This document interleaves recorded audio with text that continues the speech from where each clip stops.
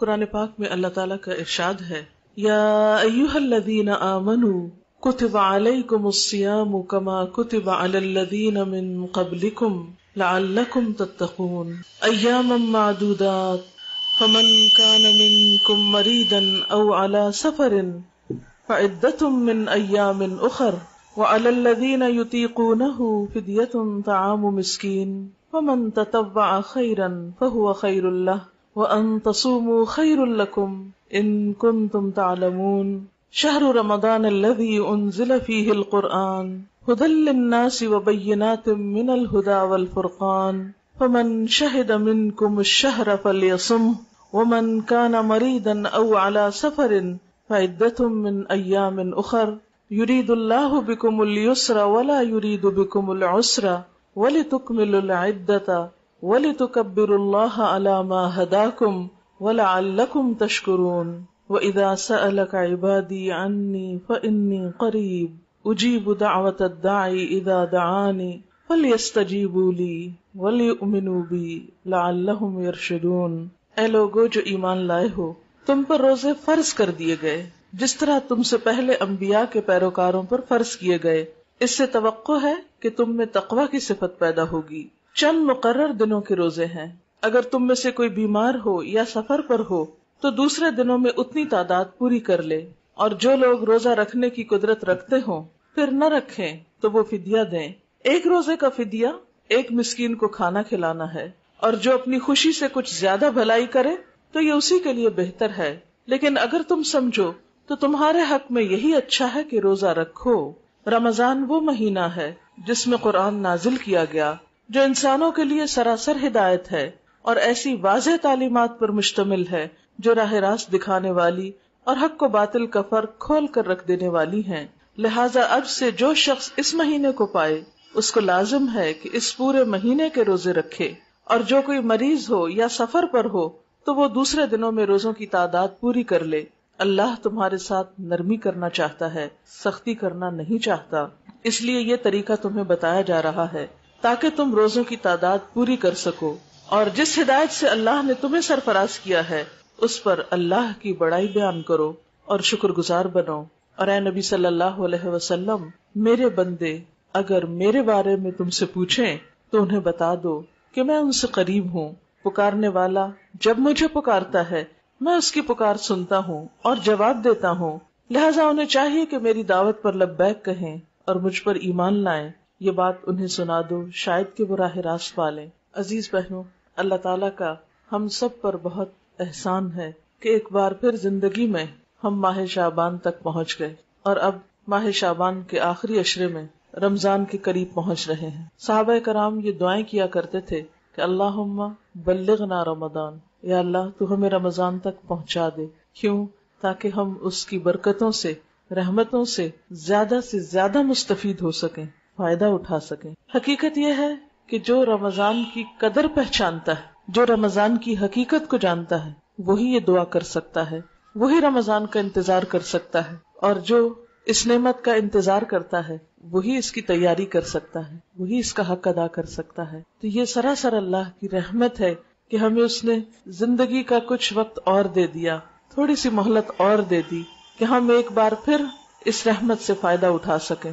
تو اس شکر گزاری کے لیے، یعنی اس مہینے کے انعام یا نعمت کو ملنے کی شکر گزاری کے لیے ضروری ہے کہ ہم اس مہینے کو بہت اچھی طرح گزاریں، اس طریقے پر گزاریں جس سے اللہ راضی ہو جائے۔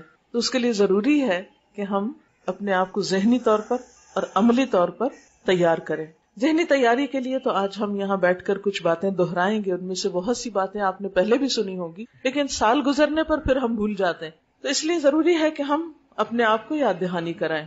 دوسری بات یہ ہے کہ ہم جو باتیں آج ہوں ان کی روشنی میں گھر جا کر رمضان کے آنے سے پہلے عملی تیاری بھی کر لیں۔ سب سے پہلی بات تو یہ ہے کہ کوئی بھی کام اگر تیاری کے بغیر کیا جائے تو اس کام کا صحیح حق ادا نہیں ہوتا یا اس سے صحیح فائدہ نہیں اٹھایا جا سکتا۔ مثلا آج کا یہ درس تھا، اگر آپ سب کو بلا لیا جاتا اور چادریں نہیں بچھائی جاتی، آپ کے بیٹھنے کا کوئی انتظام نہیں کیا جاتا، مجھے بلا کر مائک کے بغیر بٹھا دیا جاتا، تو نتیجہ کیا ہوتا؟ آپ سب کھڑے ہوتے اور میں بول رہی ہوتی اور میری آواز کسی تک نہیں پہنچتی، آپ آتے اور چلے جاتے. میں بھی آتی اور وقت ضائع کر کے چلی جاتی, حاصل کچھ نہ ہوتا. جب بھی کوئی کام تیاری کے ساتھ کیا جاتا ہے تو انسان اس وقت سے بہترین فائدہ اٹھاتا ہے. اگر ہم واقعی چاہتے ہیں کہ رمضان کی برکتوں سے فائدہ اٹھائیں, ضروری ہے کہ ہم پھر اس کے لیے تیار ہو جائیں. رسول اللہ صلی اللہ علیہ وسلم رمضان کی آمد کی خبر ان الفاظ میں دیا کرتے. حدیث میں آتا ہے, آپ نے فرمایا, اتاکم رمضان شہر برکت یغنیکم اللہ فیہ فینزل الرحمت ویحط الخطایا ویستجیب الدعاء ینظر اللہ الی تنافسکم فیہ فیباہی بکم ملائکتہ فأروا اللہ من انفسکم خیرا فإن الشقی من حرم فیہ رحمت اللہ. آپ صلی اللہ علیہ وسلم نے فرمایا, تمہارے پاس رمضان جیسا بابرکت مہینہ آتا ہے تو اللہ تعالیٰ تمہیں اپنی رحمت سے ڈھانپ لیتے ہیں. یعنی گویا ہم پہلے ہی عشرے میں اللہ کی رحمت میں پناہ لیتے ہیں, یا اللہ کی رحمت چھا جاتی ہے. اللہ تعالیٰ گناہ معاف کر دیتے ہیں, دعائیں قبول فرماتے ہیں, اور اللہ تعالیٰ تمہارے ذوق اور شوق کو دیکھتے ہیں. اب دیکھیں کہ رمضان تو آئے گا, رحمتیں بھی آئیں گی. اللہ تعالیٰ ہم سے کیا دیکھتے ہیں؟ تمہارا ذوق اور شوق. ہم سب اپنے دل کا جائزہ لیں کہ رمضان کا ہم کتنے شوق سے انتظار کر رہے ہیں. واقعی کوئی شوق ہے, کوئی فیلنگ ہے, جیسے کوئی مہمان آتا ہے یا کوئی پیارا شخص آنے والا ہوتا ہے تو دل کی حالت کیا ہوتی ہے. تو اگر ہمیں رمضان سے بھی محبت ہے تو رمضان کے آنے سے پہلے ہمارے دلوں کی حالت کیا ہے؟ ہم سب اپنا جائزہ خود لیں, اپنا امتحان خود لیں, اپنی کیفیت خود جانیں. کہیں ایسا تو نہیں کہ رمضان آ رہا ہے, ایک ایک دن کر کے قریب پہنچ رہا ہے اور ہمیں پرواہ نہیں کہ کیا خزانہ اور کیا نعمت ہمارے ہاتھ آنے والی ہے, ہمیں احساس ہی نہیں. تو جب رمضان داخل ہو جائے گا اور بغیر کسی احساس, بغیر کسی شوق اور بغیر کسی شعور کے ہم اس میں اگر داخل ہو گئے تو کیا ہم واقعی اس سے صحیح فائدہ اٹھا سکیں گے؟ نہیں. تو آپ صلی اللہ علیہ وسلم نے کیا فرمایا کہ اللہ تعالیٰ تمہارے ذوق اور شوق کو دیکھتا ہے کہ تمہارے اندر کتنی ایکسائٹمنٹ ہے, یا کتنا شوق ہے کہ رمضان آئے, اور پھر اس شوق میں تم کتنا عبادت کے لیے اپنے آپ کو تیار کرتے ہو اور کیا کچھ پھر عملاً کر کے دکھاتے ہو. پھر فرمایا کہ تمہاری وجہ سے فرشتوں پہ فخر کرتے ہیں. اللہ تعالیٰ بندوں کا ذکر اپنے فرشتوں میں کرتے, دیکھو میرے بندوں کو, سارا دن میری خاطر کھانا پینا چھوڑتے ہیں, اپنی خواہشات کو چھوڑتے ہیں, راتوں کو قیام کرتے ہیں, اپنے مال میں سے کثرت کے ساتھ صدقہ خیرات کرتے ہیں. تو جب ایک بندہ رمضان کے مہینے میں خوب ذوق اور شوق کا مظاہرہ کرتا ہے, زیادہ سے زیادہ کثرت کے ساتھ نیک عمل کرتا ہے, تو اللہ تعالیٰ ان بندوں سے اتنا راضی ہوتے ہیں کہ ان کا ذکر فرشتوں کی محفل میں کرتے ہیں اور ان پر فخر کرتے ہیں کہ دیکھو میرے ان بندوں کو کس طرح یہ نیکیوں میں دوڑ رہے ہیں اس مہینے میں. بس تم بھی اپنی طرف سے اللہ تعالیٰ کو بھلائی دکھاؤ, یعنی تم بھی کچھ کر کے دکھاؤ, کیونکہ اللہ تعالیٰ تمہارے بارے میں فخر کر رہے ہیں. بے شک وہ نہایت ہی بدبخت ہے جو اس مہینے میں اللہ کی رحمت سے محروم رہ گیا. پھر اس کی بدقسمتی کا کیا ٹھکانہ. پھر اس میں قرآن پاک نازل ہوا تو نزول قرآن کا مہینہ, اور قرآن پاک کیا ہے؟ هو خیر مما یجمعون, دنیا کی ہر خیر اور ہر بھلائی سے بہترین بھلائی اور نعمت ہے ہمارے لیے. جو بھی کچھ لوگ سمیٹ رہے ہیں سب سے بہترین تحفہ ہے. تو نزول قرآن کا مہینہ, اور پھر اسی طرح لیلۃ القدر کا مہینہ. کیا ہے لیلۃ القدر؟ خیر من الف شہر, 1000 مہینے سے زیادہ بہترین رات. یہ سب کچھ آپ کو سال کے اور حصوں میں نہیں ملے گا, یہ رمضان میں ہی ملے گا. یہ برکتیں, یہ رحمتیں, یہ مغفرتیں, یہ آگ سے نجات, یہ سب کچھ کب؟ رمضان میں. اسی لیے اس کو شہر عظیم, عظیم الشان مہینہ کہا گیا. ایک اور حدیث میں آتا ہے, سیدنا ابی ہریرہ سے روایت ہے, نبی صلی اللہ علیہ وسلم نے فرمایا, رمضان کی پہلی رات ہی شیاطین اور سرکش جن جکڑ دیے جاتے ہیں, جہنم کے سارے دروازے بند کر دیے جاتے ہیں, کوئی ایک دروازہ کھلا نہیں رہنے دیا جاتا. اور یہ کس چیز کا سمبل ہے؟ اللہ کی رحمت کا. کس چیز کا نشان ہے؟ کہ اللہ تعالیٰ نے بندوں کے لیے نیکی کرنا آسان کر دیا, اور اس مہینے میں برائی کے رستے دروازے بند کر دیے. اصل میں کیا ہے؟ برائی کے سارے رستے یا برائی کے سارے طریقے جہنم کے دروازے کھولتے ہیں. یعنی گناہ کیا ہے, اللہ کی نافرمانی کیا ہے, جہنم کی کنجیاں ہیں. ہر غلط کام کس کا دروازہ ہے؟ جنت کا دروازہ تو نہیں کھولتا, جیسے جہنم کا دروازہ کھولتا ہے. تو جہنم کے دروازوں کا بند ہونا کیا معنی رکھتا ہے؟ کہ برائیوں سے بچنے کے لیے اللہ نے موقع دے دیا اور نیکیوں کے رستے تم پر کھول دیے. پھر اسی طرح فرمایا ایک منادی کرنے والا اعلان کرتا ہے اے بھلائی کے چاہنے والے آگے بڑھ، اے بھلائی کے چاہنے والے اور آگے بڑھو اور آگے آ جاؤ، اور اے شر کے چاہنے والے یعنی اے برائی کرنے والے اب تو رک جاؤ۔ اور رمضان کی ہر رات اللہ تعالیٰ لوگوں کو جہنم سے آزاد کرتے ہیں، یعنی ان کے حق میں بخشش لکھ دی جاتی کہ آج کی رات اتنے لوگ بخش دیے۔ کچھ اور لوگ پھر یعنی جو رمضان آگے بڑھتا جاتا ہے لوگوں کا نیکی کا شوق بھی بڑھتا چلا جاتا ہے، اور جو آگے انسان کو خشوع اور خضوع اور دعاؤں کے اندر رکت اور اللہ سے قربت بڑھتی ہے تو انسان کے جہنم سے نجات کے انسان کو سرٹیفکیٹ ایک طرح سے ملتے چلے جاتے ہیں۔ اس لیے ہم سب کے لیے ضروری ہے کہ پوری تیاری کے ساتھ ہم اس مہینے میں داخل ہوں۔ ایک اور حدیث میں آتا ہے، حضرت ابو ہریرہ سے روایت ہے، رسول اللہ صلی اللہ علیہ وسلم نے فرمایا رمضان میں میری امت کو 5 خصوصیات ایسی عطا کی گئی ہیں جو اس سے پہلے کسی امت کو نہیں دی گئی۔ جیسا کہ آپ نے قرآن پاک کی آیت میں سنا کہ روزے تو پہلی امتوں پر بھی فرض تھے، کتب علیکم الصیام کما کتب علی الذین من قبلکم، پچھلی امتوں پر بھی یہ فرض تھے روزے، لیکن اس امت پر روزے کی فرضیت کے ساتھ 5 خاص باتیں انہیں ملی جو پچھلی امتوں کو نہیں ملی تھی، اور وہ کیا ہے؟ روزے دار کے منہ کی بساند اللہ کے ہاں کستوری کی خوشبو سے زیادہ بہترین ہے۔ دوسری بات، ان کے لیے فرشتے استغفار کرتے ہیں یہاں تک کہ روزہ دار روزہ افطار کر لے، یعنی آپ روزے سے ہیں، تھکے ہوئے ہیں، زیادہ دعا بھی نہیں مانگ پا رہے، تو اللہ تعالیٰ نے فرشتے مقرر کیے ہوئے جو آپ کے لیے دعائیں مانگے، اور وہ بخشش کی دعائیں۔ ہاں، اگر آپ نے واقعی روزہ رکھا ہوا اس میں حلال چھوڑ کے حرام نہ کھا رہے ہوں۔ حرام کھانا کیا ہے؟ کسی کی غیبت کرنا، چغلی کرنا، شکایتیں لگانا، کسی کے خلاف دوسروں کو بھڑکانا، یہ حرام کھانا ہے۔ قرآن پاک میں غیبت کے بارے میں کیا فرمایا گیا؟ اَيُحِبُّ أَحَدُكُمْ أَن يَأْكُلَ لَحْمَ أَخِيهِ مَيْتًا فَكَرِهْتُمُوهُ، کہ تم میں سے کوئی پسند کرے گا کہ وہ اپنے مردہ بھائی کا گوشت کھائے، تم اس کو سخت ناپسند کرو گے۔ تو بعض لوگ روزہ تو رکھ لیتے ہیں، کھانا پینا تو چھوڑ دیتے ہیں، لیکن مردار کھانا نہیں چھوڑتے، غیبت چغلی سے پرہیز نہیں کرتے۔ تو جو شخص ہر چیز سے پرہیز کرے، کیونکہ روزہ صرف کھانا پینا چھوڑنے کا نام نہیں ہے، روزہ حرام کو چھوڑنے کا نام بھی، بلکہ روزہ تو تقاضا کرتا ہے کہ جو حلال چھوڑ سکتا تو حرام بھی چھوڑو، اور اسی کا نام تقویٰ ہے۔ تو ان لوگوں کے لیے فرشتے دعائیں کرتے ہیں، فرشتے استغفار کرتے رہتے ہیں۔ پھر اگلی خصوصیت، اللہ تعالیٰ ہر روز ان کے لیے جنت کو سجاتے ہیں، مزین کرتے ہیں، ڈیکوریٹ کرتے ہیں۔ آپ دیکھیں کہ جب کسی خاص بندے نے آپ کے گھر آنا ہو، عموماً لوگ شادی کے موقع پہ کیا کرتے ہیں؟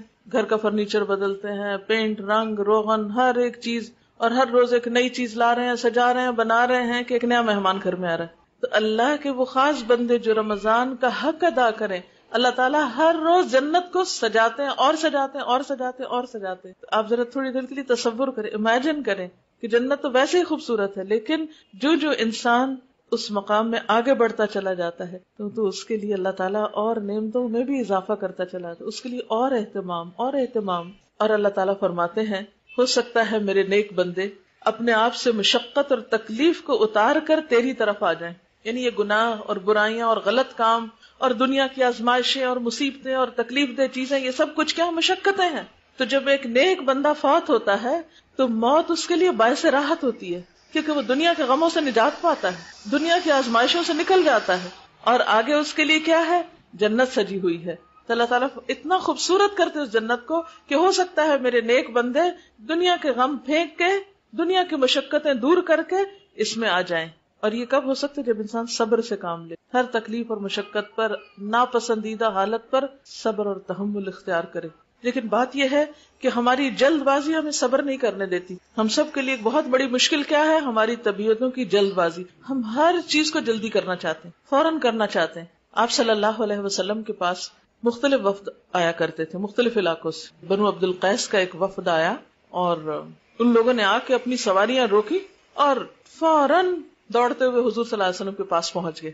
لیکن ان کا جو سردار تھا اشج جو تھا، اس نے پہلے اپنا جانور باندھا، پھر اس کے بعد اپنے کپڑے تبدیل کیے اور اہتمام کے ساتھ آپ صلی اللہ علیہ وسلم کی خدمت میں حاضر ہوا۔ تو جب وہ آیا تو آپ صلی اللہ علیہ وسلم نے فرمایا کہ اشج، تمہارے اندر 2 صفات ایسی ہیں جو اللہ تعالیٰ کو بہت محبوب ہیں۔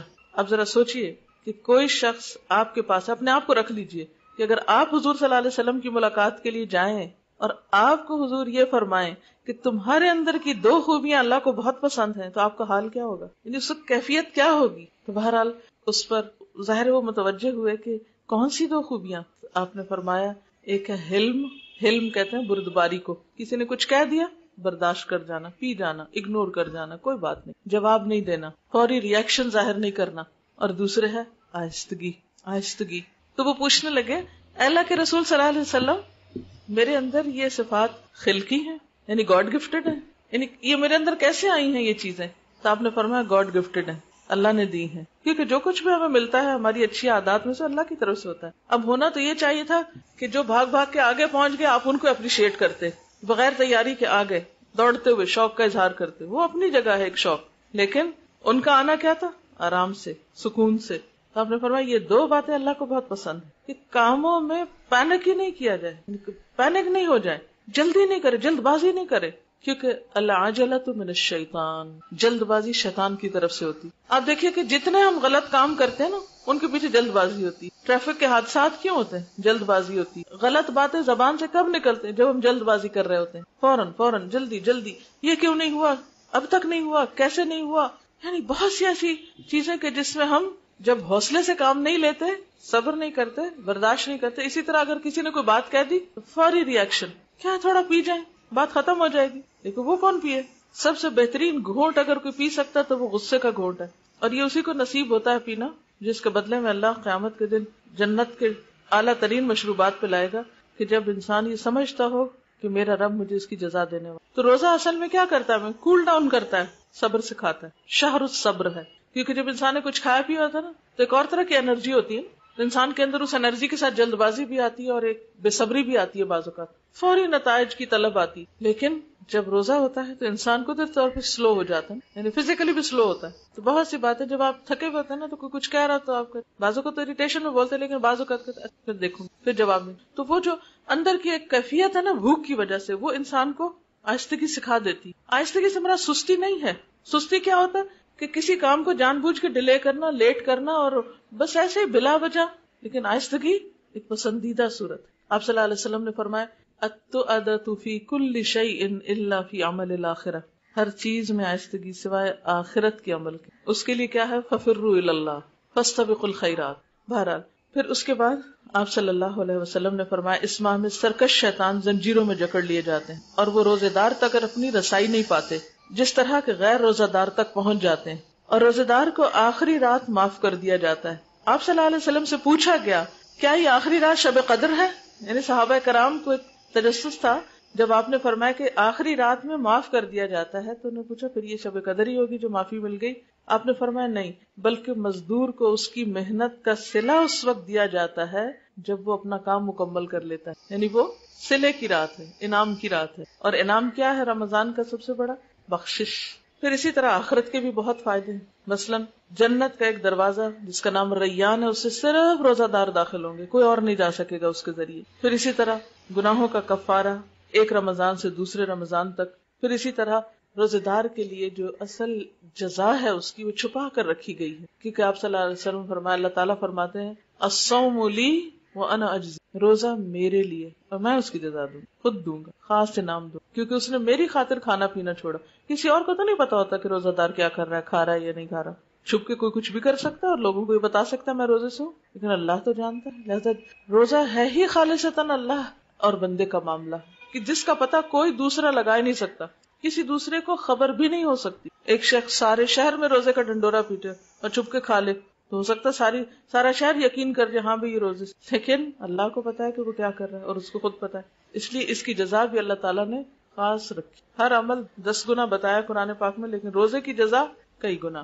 حتیٰ کہ ایک حدیث میں آتا ہے کہ جو شخص ایک دن اللہ کے راستے میں روزہ رکھتا ہے، اللہ تعالیٰ اس کا چہرہ اس ایک دن کے عوض جہنم سے 70 سال دور کر دیتا ہے. اب آپ دیکھیے پوری زمین کو، آپ دیکھیے ایک کونے سے لے کے دوسرے کونے تک اگر آپ ٹریول کرنا چاہیں تو 30-35 گھنٹوں میں پوری زمین کے ایک حصے سے دوسرے حصے تک پہنچ جائیں گے. 25-30 گھنٹوں میں آپ سفر طے کر سکتے. لیکن 70 سال کا فاصلہ ایک بہت بڑا فاصلہ. یعنی گویا ایک انسان زندگی کے پہلے دن سے چلنا شروع کرے اور بوڑھا ہونے تک کچھ نہ کرے، صرف چلتا رہے.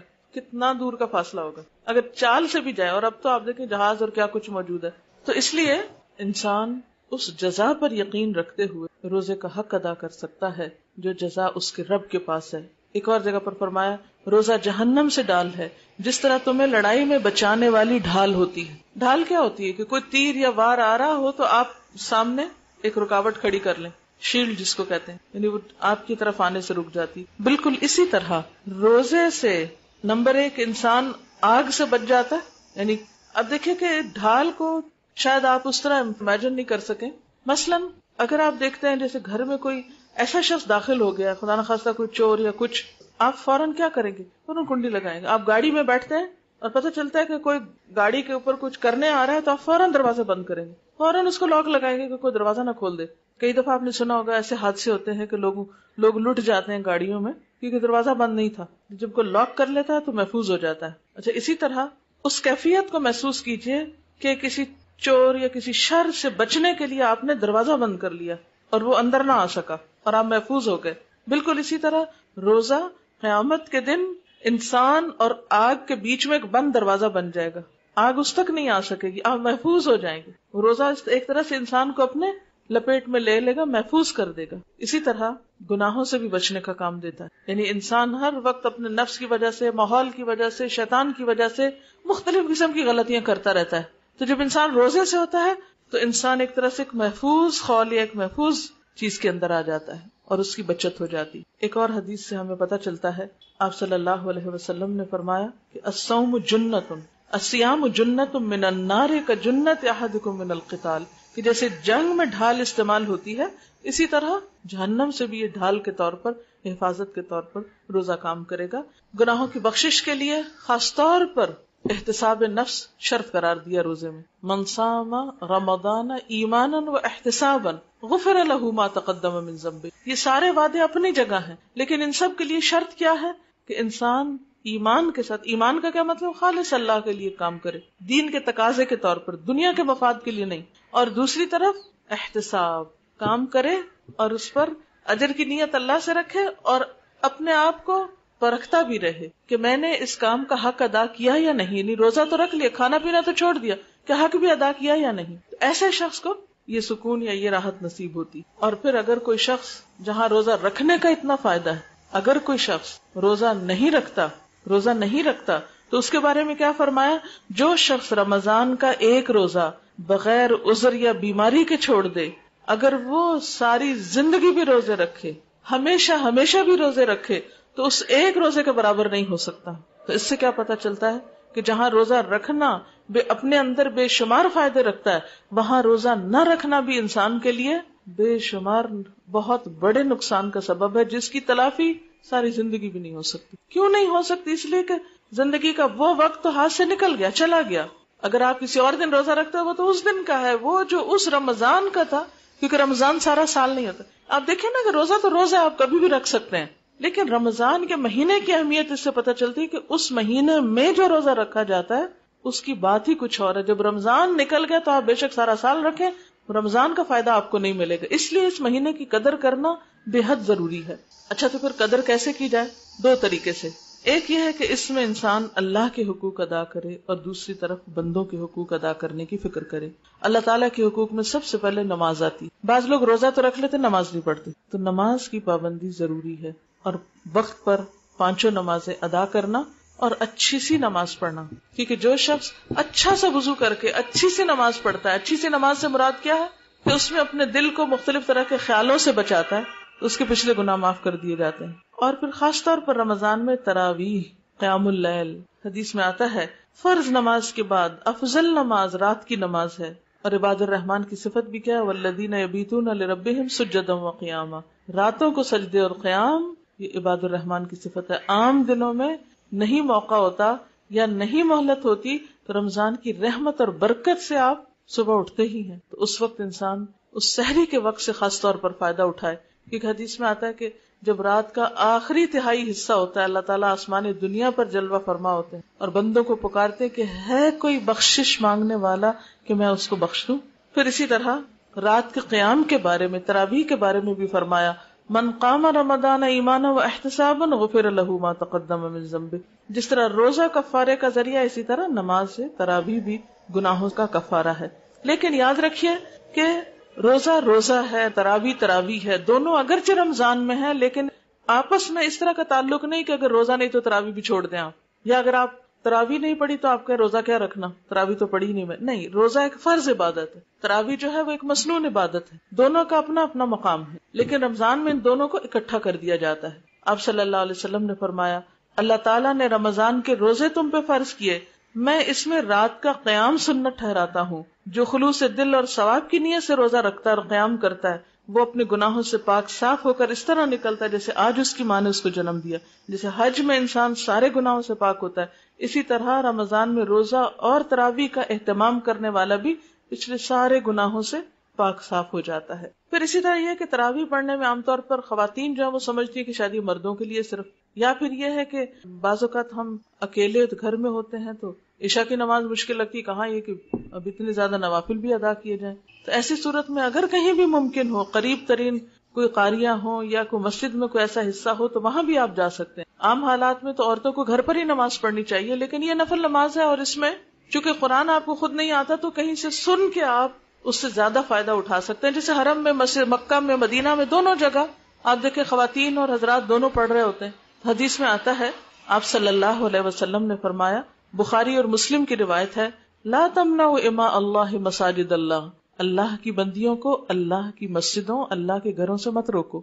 یعنی اگر کوئی خاتون، اس کے بچے چھوٹے نہیں یا ان کے لیے جانا آسان ہے یا سہولت موجود ہے، گھر کے ساتھ مسجد ہے، یا شوہر جا رہے ہیں ساتھ لے جا سکتے ہیں، وہاں بھی انتظام موجود ہے، محفوظ جگہ ہے، تو بازار اگر عورت جا سکتی ہے تو مسجد میں نماز کے لیے کیوں نہیں جا سکتی؟ اور وہ بھی صرف رمضان میں تراویح کے لیے، یا کبھی بازار میں کوئی شاپنگ وغیرہ ہو رہی تو نماز کا وقت آ گیا تو قضا کرنے سے بہتر ہے کہ آپ نماز ادا کریں جہاں بھی آپ کے لیے موقع ہو، کیونکہ نماز تو وقت کی پابندی کے ساتھ فرض کی گئی۔ بہرحال تو بات یہ ہے کہ رمضان میں تراویح کا خاص اہتمام ضروری۔ دوسری چیز جو ہے وہ قرآن کی تلاوت، ناظرہ بھی پڑھیں، تراویح میں بھی سنیں، اور اس کے ساتھ ساتھ چونکہ قرآن ہدایت کے لیے آیا اس لیے ترجمہ بھی اس کا پڑھیں۔ خود پڑھنے سے بازو کا ساری باتیں سمجھ نہیں آتی، تو اس لیے الحمدللہ ایک بہت اچھی بات ہے کہ جگہ جگہ پر دورہ قرآن کا اہتمام ہوتا ہے۔ آپ کے علاقے میں بھی ہوگا، میرے خیال ہے یہاں پر بھی ہے، تو آپ کہیں بھی جا کر اپنے دن کے 2 گھنٹے کم از کم ایسے نکالیں کہ جس میں آپ پورے پارے کا ترجمہ سن لیں، اور اس طرح رمضان کے مہینے میں پورے قرآن کے ترجمے سے گزر جائیں۔ نبی صلی اللہ علیہ وسلم جبریل علیہ السلام کے ساتھ پورے قرآن کا دور کرتے تھے، جتنا نازل ہو چکا ہوتا تھا رمضان تک، اور آخری سال آپ نے 2 دفعہ اس کو دہرایا، تو آپ کا بھی 2 دفعہ کس طرح ہو سکتا ہے؟ ایک دفعہ تراویح میں پڑھ لیں اور ایک دفعہ دن کو ترجمے کے ساتھ پڑھ لیں، اور بہتر ہے کہ ایک دفعہ آپ کم از کم خود اپنی زبان سے بول کے ناظرہ پڑھ لیں صبح کے وقت، صبح میں ناظرہ پڑھ لیں، دوپہر میں آپ ترجمے سے سن لیں، اور شام میں آپ تراویح میں سن لیں، 3 قرآن آرام سے ہو جائیں گے۔ بعض لوگ یہ 3 کام نہیں کریں گے، خود بیٹھ کے 3 سپارے پڑھیں گے، لیکن اگر آپ ٹائم مینج کر لیں، صبح ناظرہ خود پڑھ لیں 1 سپارہ، آدھا گھنٹہ لگے گا، دوپہر کو ترجمے کے ساتھ یا تفسیر کے ساتھ سن لیں، اور شام میں پھر تراویح، تو آپ دیکھیں گے کہ چونکہ رمضان میں قرآن نازل ہوا اور آپ صلی اللہ علیہ وسلم عام دنوں کی نسبت رمضان میں قرآن زیادہ پڑھتے تھے یا سناتے تھے، تو اسی طرح آپ بھی جو سنا سکتے ہیں وہ سنائیں، جو پڑھ سکتے ہیں پڑھیں، جو پڑھا سکتے ہیں پڑھائیں، لیکن قرآن کے ساتھ خاص تعلق رکھیں، کیونکہ رمضان قرآن کا مہینہ ہے اور سارے سال کا ایک طرح سے وہ تیاری ہو جاتی ہے، ایک روحانی غذا انسان کو مل جاتی ہے۔ پھر اسی طرح روزے کے ساتھ ساتھ دعائیں خوب مانگے، قبولیت کے اوقات میں سے نمازوں کے بعد، ویسے بھی روزے کی حالت میں فرشتے انسان کے لیے دعا کرتے ہیں تو اس کی اپنی دعا کیوں نہیں قبول ہوگی؟ جب بھی جی چاہے دن بھر میں مانگے، ذکر اذکار کریں، اور سحری کے وقت خصوصاً استغفار، کیونکہ اگر ہمارے گناہ معاف ہو گئے تو ہمارے بہت سے راستے ویسے ہی کھل جائیں، بہت سی تکلیفیں اور پریشانیاں ویسے ہی دور ہو جائیں گی۔ اور پھر ایک دوسرے کے لیے غائبانہ دعائیں مانگے، کیونکہ دوسروں کے لیے دعا مانگنے سے اللہ تعالیٰ خود کو بھی دیتا ہے اور دوسروں کے لیے بھی جلدی قبول ہوتی ہے۔ پھر اسی طرح مختلف مصنوعی دعائیں جو ہیں ان کو آپ سیکھ بھی سکتے ہیں، جہاں جہاں دورہ قرآن ہو رہا ہے اگر وہاں ساتھ ساتھ ایک ایک دعا لوگوں کو سکھا دی جائے، واش روم جانے کی، باہر آنے کی، کھانا کھانے کی، بعد میں نماز کے علاوہ اذکار وغیرہ وغیرہ، گھر سے نکلنے کی، اندر آنے کی، صبح شام کی دعائیں، اگر رمضان میں کچھ کچھ یاد کر لیں اور عادت ڈال لیں 30 دن پڑھنے کی، تو آپ دیکھیں گے کہ باقی زندگی میں بھی عادت ہو جائے گی۔ پھر اسی طرح صدقہ خیرات، حدیث میں آتا ہے نبی کریم صلی اللہ علیہ وسلم بھلائی کرنے میں بہت سخی تھے، رمضان میں جب جبریل آپ سے ملتے تو آپ اور بھی زیادہ سخاوت کرتے، رمضان میں حضرت جبریل ہر رات آپ سے ملا کرتے تھے۔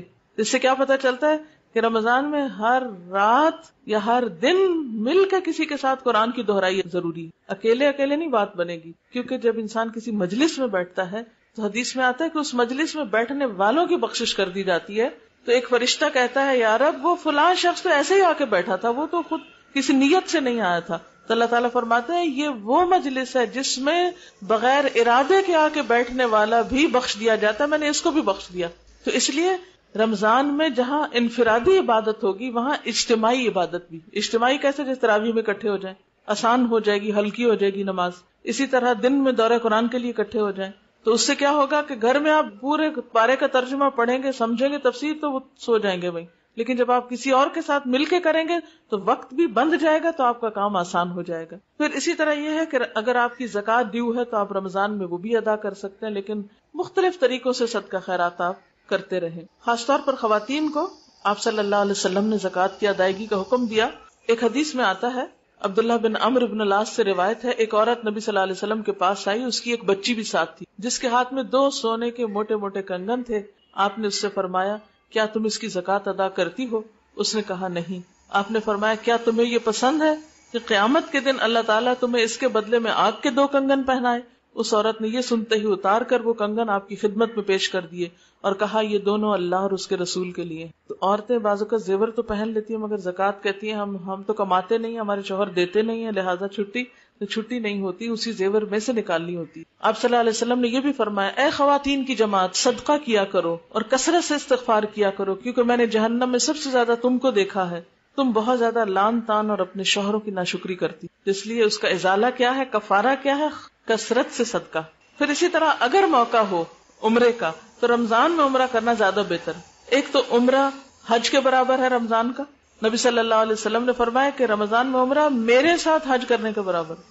ایک خاتون کو آپ نے حج کے لیے کہا تو اس نے کہا کہ میرے شوہر نہیں جا سکتے, تو آپ نے فرمایا کہ اچھا تم رمضان میں عمرہ کرنا, وہ ایسا ہی تمہیں ثواب ہوگا جیسے میرے ساتھ حج کرنے کا ثواب. اور دوسرا یہ کہ تراویح کا وہاں اتنا اچھا انتظام ہوتا ہے, تو اگر کسی نے جانا ہی ہو سال میں تو بہتر ہے رمضان میں جائے تو زیادہ فائدہ اٹھائے. پھر خاص طور پہ آخری عشرے کی عبادت, آخری عشرہ.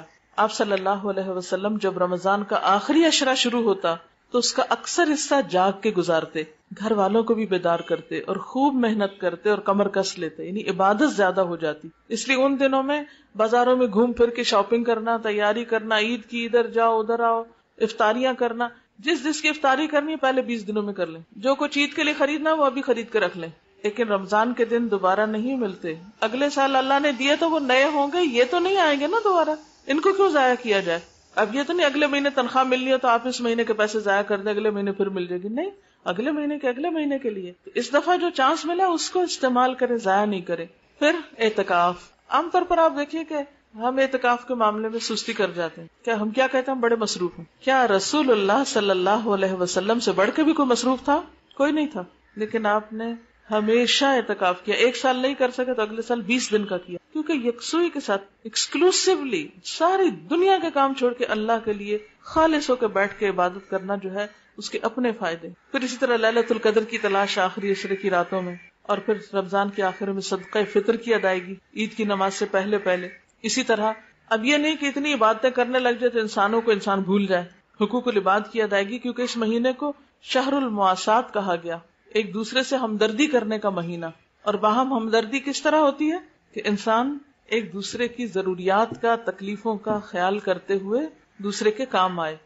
آپ صلی اللہ علیہ وسلم نے فرمایا بیوہ عورت اور مسکین کی خبر گیری کرنے والا اللہ کی راہ میں صحیح کرنے والے کی مانند ہے, اس شب زندہ دار شخص کی مانند ہے جو عبادت اور شب بیداری میں سستی نہیں کرتا, اور اس روزہ دار کی مانند ہے جو کبھی افطار نہیں کرتا. اتنا بڑا ثواب ہے بیوہ عورتوں کی خبر گیری, اور اسی طرح مسکین لوگوں کی. پھر اسی طرح دوسروں کو کھانا کھلانا, ضرورت مند لوگوں تک راشن پہنچائیں. پھر اسی طرح افطاری کا اہتمام, اپنے رشتہ داروں وغیرہ کو, ضروری نہیں کہ گھر میں بہت گرینڈ پارٹی کریں تو وہی افطاری ہے, آپ ان کے گھر بھی بھجوا سکتے ہیں, کچھ بھی کر سکتے ہیں, کھجوریں بانٹ سکتے ہیں. تو اس کا حریص ہونا چاہیے, کیونکہ جو شخص کسی کا روزہ کھلواتا ہے اس کو اتنا ہی ثواب ملتا ہے جیسے اس نے خود اس کا روزہ بھی رکھ لیا. پھر اسی طرح ہمسایوں کی خبر گیری, رشتہ داروں کی خبر گیری, ان کے لیے تحفے تحائف کا اہتمام, خاص طور پر ان لوگوں کے لیے جو پتہ ہے آپ کو ضرورت مند ہے. پھر اسی طرح خادموں کے ساتھ حسن سلوک.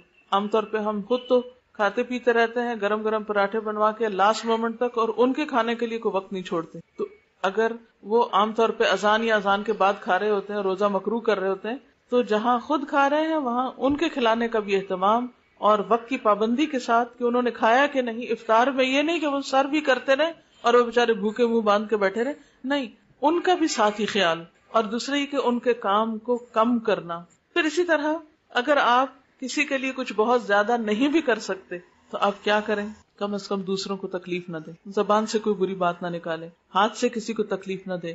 آپ صلی اللہ علیہ وسلم نے فرمایا ایک مسلمان پر دوسرے مسلمان کا خون، مال اور عزت حرام ہے. جیسے خون حرام ہے ایسے عزت بھی حرام ہے، کہ آپ کسی کی خواہ مخواہ بیک بائٹنگ شروع کر دیں، پیچھے اس کی برائیاں ایسی بلا وجہ شروع کر دیں، اپنے محض دل کی بھڑاس نکالیں، یہ مومن کا اخلاق نہیں. پھر اسی طرح آپ صلی اللہ علیہ وسلم نے فرمایا جب تو روزہ رکھے تو تیری آنکھ اور تیرے کان کا بھی روزہ ہونا چاہیے، زبان پہ بھی قابو ہونا چاہیے، جھوٹ اور حرام سے بھی بچنا چاہیے، پڑوسی کو تکلیف نہیں دینی چاہیے، تجھ پر وقار اور اطمینان ہو، اور اپنے روزے کے دنوں کو دوسرے دنوں کے برابر نہ کر.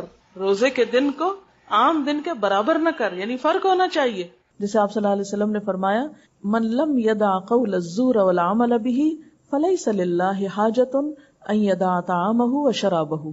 جس نے روزہ رکھ کر جھوٹ بولنا اور اس پر عمل کرنا نہیں چھوڑا تو اللہ تعالیٰ کو اس بات کی کوئی ضرورت نہیں کہ وہ شخص بھوکا یا پیاسا رہے.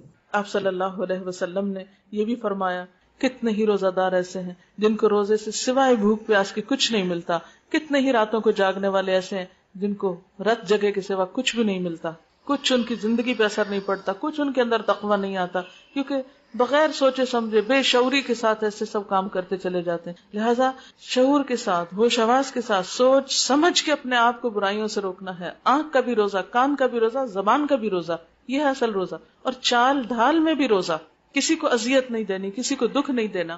آپ صلی اللہ علیہ وسلم نے اس کا حال یہ بتایا کہ کوئی تم سے لڑنے آئے، کوئی گالی گلوچ کرے یا جہالت سے پیش آئے تو وہ کہے ان امرؤ صائم، میں تو روزے سے ہوں، میں جواب نہیں دے سکتا. اور پھر رمضان کے آخر میں اپنا جائزہ، اپنا احتساب کہ کیا واقعی ہم نے رمضان کا حق ادا کیا. کیونکہ آپ صلی اللہ علیہ وسلم ایک موقع پر ممبر پر تشریف لے گئے، 3 دفعہ آپ نے آمین فرمایا ہر سیڑھی پہ چڑھتے ہوئے. لوگوں نے عرض کیا اے اللہ کے رسول صلی اللہ علیہ وسلم، آج ہم نے ایک ایسی چیز دیکھی ہے جو اس سے پہلے کبھی نہیں سنی تھی. آپ نے 3 مرتبہ آمین کس لیے فرمایا؟ تو آپ نے فرمایا کہ جبریل میرے پاس آئے، جب میں نے پہلی سیڑھی پہ قدم رکھا تو جبریل نے کہا اس آدمی کے لیے ہلاکت ہے جس نے رمضان کا مہینہ پایا اور اپنے گناہوں کی معافی اور بخشش حاصل نہ کر سکا. اس کے جواب میں نے آمین کہا. اور اسی طرح جس کے سامنے آپ کا نام لیا جائے اور وہ درود شریف نہ پڑھے اس کے لیے بھی آپ نے یہی فرمایا. اور اسی طرح جو شخص بڑھاپے میں ماں باپ دونوں یا ایک کو پائے پھر ان کی خدمت نہ کرے تو اس کے لیے بھی ہلاکت کا پیغام دیا آپ نے. اور آخری بات یہ، نبی کریم صلی اللہ علیہ وسلم نے فرمایا من صام رمضان وعرف حدودہ وتحفظ مما ينبغي له ان يتحفظ فيه كفر ما قبله. جس نے رمضان کا روزہ رکھا اور اس کی حدود کو پہچانا اور بچنے والی چیزوں سے بچا، اس کے پچھلے سارے گناہ معاف کر دیے جاتے ہیں. تو جس نے روزہ رکھا، حدود کو پہچانا کہ کیا کرنا ہے کیا نہیں کرنا، اور بچنے والی چیزوں سے بچا، تو اس کے پچھلے گناہ معاف کیے. اللہ تعالی ہمیں توفیق دے اس بات کی کہ ہم واقعی رمضان کی تیاری بھی کریں اور اس کے ساتھ ساتھ اپنے عمل میں ایسی تبدیلی لائیں کہ جس سے ہماری آئندہ زندگی سنور جائے اور ہماری آخرت بہترین ہو جائے. تو لہٰذا سب سے پہلی چیز اپنے اوقات کی منصوبہ بندی کریں، کس ٹائم پہ کیا کرنا ہے. یہ تیاری کے طریقہ آپ کو بتا رہی ہوں، کرنا کیا آپ کو. اوقات مقرر کریں، جیسے میں نے بھی بتایا صبح ناظرہ پڑھیں، دوپہر دورہ قرآن اٹینڈ کریں، شام کو تراویح. کس دن کس کو افطار بھیجنا ہے، کس کو کہاں کیا صدقہ کرنا ہے، کس کو کیا کیا دینا ہے، کہ اگر غریبوں کو کپڑا دینا ہے یا راشن دینا تو پہلے رمضان سے پہلے یہ سب کچھ کر لیں. کاموں کی لسٹ بنائیں، کرنا کیا کیا، اور پھر اس کے لیے اوقات بھی لکھیں، کب کرنا ہے، کس تاریخ کو کرنا ہے، کس دن کو کرنا ہے، کس طریقے پہ کرنا ہے. سب سے پہلے وقت کی منصوبہ بندی. دوسری چیز پھر اس کے بعد ان چیزوں کی پابندی بھی، خود احتسابی بھی، یعنی اوقات مخصوص کر کے. جو خواتین مثلا جاب نہ کرتی ہوں یا ان کے بچے بہت چھوٹے نہ ہوں، اعتکاف کی نیت کر لیں، اللہ سے دعا کریں اللہ تعالیٰ انہیں توفیق دے اگر ممکن ہو تو. پھر اسی طرح جب آپ کو چاند نظر آئے تو آپ مسنون دعا پڑھیں. مسنون دعا کیا ہے؟ اللہم اہلہ علینا بالامن والایمان والسلامت والاسلام لما تحب وترضى یا ہلال ربی وربک اللہ. پھر اسی طرح سحری کا اہتمام، کیونکہ سحری کھانے والوں کے لیے برکت ہے. فرشتے اس وقت ان کے لیے دعائیں کرتے ہیں. مثلا سحری کے وقت آپ اٹھے پہلے آپ خود استغفار کر رہے تھے، جب کھانے لگے تب استغفار تو نہیں کر سکتے، آپ کھا رہے ہیں، فرشتے آپ کے لیے استغفار پڑھ رہے ہیں، وہ آپ کے لیے بخشش کی دعائیں کر رہے ہیں، لہٰذا اس کا اہتمام۔ پھر اسی طرح سحر اور افطار کی دعائیں، افطار کی خاص طور پر دعا ذهب الظمأ وابتلت العروق وثبت الاجر انشاءاللہ، یہ مسنون دعا ہے، نبی صلی اللہ علیہ وسلم نے سکھائی۔ پیاس بجھ گئی، رگیں تر ہو گئی، اور روزے کا ثواب انشاءاللہ واجب ہو گیا، یعنی اچھا گمان اللہ کے بارے میں رکھنا چاہیے تاکہ اجر واقعی ثابت ہو جائے۔ پھر اسی طرح اور کیا کرنا ہے، حرام چیزوں سے بچنا ہے، حرام مال سے بچنا ہے، حرام باتوں سے بچنا ہے، چغلی، غیبت، شکایتیں، شکوے اور اس طرح کی چیزیں، اور لڑائی جھگڑا، ان سب چیزوں سے شعوری طور پہ بچنا ہے۔ اور اسی طرح صدقے خیرات کا اہتمام، پھر بتدریج پہلے عشرے میں کیا کرنا ہے، دوسرے میں کیا کرنا ہے، تیسرے میں کیا کرنا ہے، آہستہ آہستہ عبادات انکریز کریں، یہ نہیں کہ سب کچھ پہلے 2 دن کر کے پھر تھک کے بیٹھ جائیں اور بیمار پڑ جائیں، نہیں، تھوڑا تھوڑا کر کے عادت بڑھاتے جائیں۔ اسی لیے آخری عشرے میں خوب عبادت، کیونکہ پہلے 20 دن تیاری ہو چکی ہوتی ہے آخری عشرے کی۔ اور پھر اسی طرح ایک رات میں ختم نہ کرنے کی کوشش کریں، بعض لوگ سارا مہینہ کچھ نہیں پڑھتے، شبینہ کر لیتے ہیں، ایک ہی رات میں سارا پڑھ کے آ جاتے ہیں، یہ 3 راتوں میں پڑھ لیتے ہیں یا 5 راتوں میں، یہ مسنون طریقہ نہیں ہے۔ پھر اسی طرح اپنے اہل و عیال کے لیے خوب دعائیں کریں، اپنے دوستوں کے لیے کریں، رشتہ داروں کے لیے کریں، سارے مسلمانوں کے لیے کریں، سارے انسانوں کے لیے، کہ اللہ سب کو ہدایت دے اور جہنم کی آگ سے بچائے۔ اور پھر خصوصی طور پر شب قدر جو ہے اس کے لیے کوشش، اور اگر شب قدر نصیب ہو تو یہ دعا پڑھنا نہ بھولیں، اللہم انک عفو تحب العفو فاعف عنی۔ اور پھر کثرت سے صدقہ خیرات، نبی صلی اللہ علیہ وسلم اس مہینے میں تیز ہوا سے زیادہ سخی ہوتے تھے، اور تیز ہوا جو ہوتی ہے وہ ہر جگہ جا پہنچتی ہے، یعنی جب کم ہوا لگتی ہے تو بعض اوقات ہر جگہ نہیں جاتی، لیکن جب تیز ہوا ہوتی ہے تو سب جگہ پہنچتی۔ اللہ تعالی ہم سب کو عمل کی توفیق عطا فرمائے۔ وآخر دعوانا ان الحمد للہ رب العالمین۔ سبحان اللہ والحمد للہ ولا الہ الا اللہ واللہ اکبر ولا حول ولا قوة الا باللہ العلی العظیم۔ اللہم صل علی محمد وعلی آل محمد کما صلیت علی ابراہیم وعلی آل ابراہیم انک حمید مجید۔ اللہم بارک علی محمد وعلی آل محمد کما بارکت علی ابراہیم وعلی آل ابراہیم انک حمید مجید۔ ربنا آتنا فی الدنیا حسنۃ وفی الآخرۃ حسنۃ وقنا عذاب النار۔ ربنا لا تزغ قلوبنا بعد إذ هديتنا وهب لنا من لدنك رحمة إنك أنت الوهاب۔ ربنا هب لنا من أزواجنا وذرياتنا قرة أعين واجعلنا للمتقين إماما۔ یا اللہ پاک جو کچھ ہم نے سیکھا ہے ہمیں اس پہ عمل کی توفیق عطا فرما۔ یا اللہ ہمارے قول اور فعل کا تضاد دور کر دے، ہمارے ظاہر اور باطن کو ایک کر دے، ہماری نیت کو اپنے لیے خالص کر لے، ہم سب کو بہترین چیزیں سیکھنے کی اور سمجھنے کی توفیق عطا فرما۔ اللہ ہمارے وقت میں برکت پیدا کر دے، ہماری مشکلات کو آسان کر دے، اور ہمیں اپنے دین کا خادم بنا لے۔ یا رب العالمین اس جگہ کو بابرکت کر دے، یا رب العالمین اس جگہ سے بے شمار لوگوں کو فیض اور نیکی پہنچے۔ یا اللہ تو دن دگنی اور رات چگنی ترقی عطا فرما، اور اپنی رحمتیں یہاں برسا، اور لوگوں کو بہترین طریقے سے اس سے فیضیاب ہونے کی توفیق عطا فرما۔ یا اللہ جتنی بہنیں آئی ہیں سب کا آنا قبول فرما، سب کا سیکھنا قبول فرما۔ یا اللہ ہمیں رمضان کی برکتوں سے، رحمتوں سے بھرپور فائدہ اٹھانے کی توفیق دے۔ یا رب العالمین تو سب کی کوششوں کو قبول فرما لے، اور سب کے لیے ان کی کوششیں صدقہ جاریہ بنا دے، سب بیماروں کو صحت دے، سب دکھی لوگوں کے دکھ دور فرما، سب پریشان حالوں کی پریشانی دور فرما، اور ہم سب کو اپنی رحمت سے ڈھانپ لے، اور ہمیں اس رستے پر مرتے دم تک استقامت نصیب فرما۔ یا اللہ تو ہم سے اس کوشش کو قبول کر لے۔ ربنا تقبل منا انک انت السمیع العلیم وتب علینا انک انت التواب الرحیم، وصلی اللہ تعالی علی خیر خلقہ محمد وعلی آلہ واصحابہ واہل بیتہ اجمعین برحمتک یا ارحم الراحمین۔ الہی آمین۔ سبحانک اللہم وبحمدک نشہد ان لا الہ الا انت نستغفرک ونتوب الیک۔ والسلام علیکم ورحمۃ اللہ وبرکاتہ۔